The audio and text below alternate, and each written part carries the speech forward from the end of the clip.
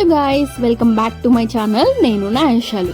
Summer అంటే obviously మామిడికాయలు అంటే ఆవకాయ పచ్చడి. కానీ రొటీన్ గా ఎప్పుడు ఆవకాయ పచ్చడేనా? సో ఈసారి వెరైటీగా నేను చెప్పినట్టు ట్రై చేయండి. మాకైతే మామిడికాయ చెట్టు ఉంది గైస్, సో అందుకనే మా మామిడికాయలు మేము కోసుకుంటున్నాం అనమాట. ఫ్రెష్ గా ఒక కాయ కోసుకుని దాంతో అయితే ఈరోజు పచ్చడి చేయబోతున్నాము. సో ఫస్ట్ ఒక కాయ తీసుకుని దాన్ని పక్కన పెట్టుకోవాలి. దీనిలోకి కావాల్సిన మసాలా ఫస్ట్ ప్రిపేర్ చేసుకుందాం.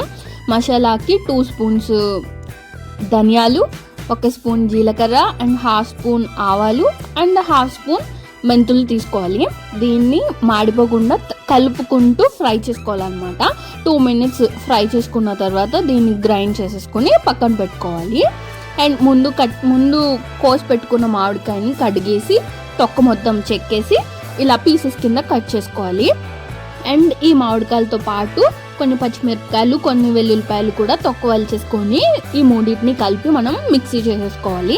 అండ్ మిక్సీ అనేది కంప్లీట్ పేస్ట్ లా కాకుండా అక్కడక్కడ కొంచెం కొంచెం పలుకులు ఉండేలాగా గ్రైండ్ చేసుకోవాలన్నమాట. అప్పుడే ఈ పచ్చడి టేస్ట్ బాగుంటుంది. సో నెక్స్ట్ దీనిలోకి తగినంత సాల్ట్ అండ్ నెక్స్ట్ కారం యాడ్ చేసుకోవాలి.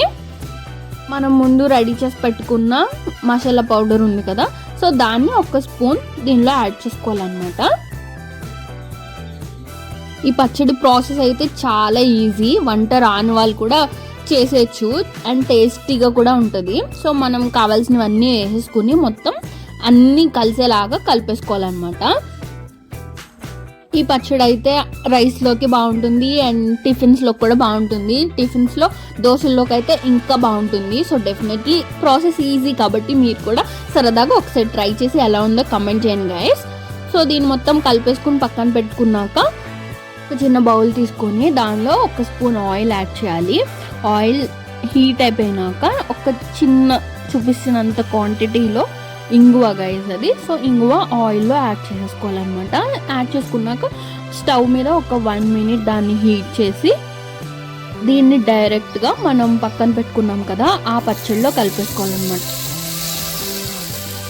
మళ్ళీ ఆ ఆయిల్ మొత్తం కలిసేలాగా పచ్చడి మొత్తం కలుపుకోవాలన్నమాట. కలిపేసుకుని జస్ట్ ఒక 10 మినిట్స్ వరకు మూత పెట్టేసి పక్కన ఉంచాలి. ఆ తర్వాత మనం రైస్లోకైనా టిఫిన్లోకైనా సర్వ్ చేసుకుంటే టేస్టీగా ఉంటుంది. ఎప్పుడు రొటీన్గా ఆవకాయ పచ్చడి కాకుండా సరదాగా ఇలా ఒకసారి ట్రై చేసి ఎలా ఉందో కమెంట్ చేయండి గైస్. నా వీడియో లాస్ట్ వరకు చూసినందుకు థ్యాంక్ యూ. మళ్ళీ నెక్స్ట్ వ్లాగ్లో కలుద్దాం. అంతవరకు bye bye. Please like, share, subscribe. నేను నా ఆయిషాలు.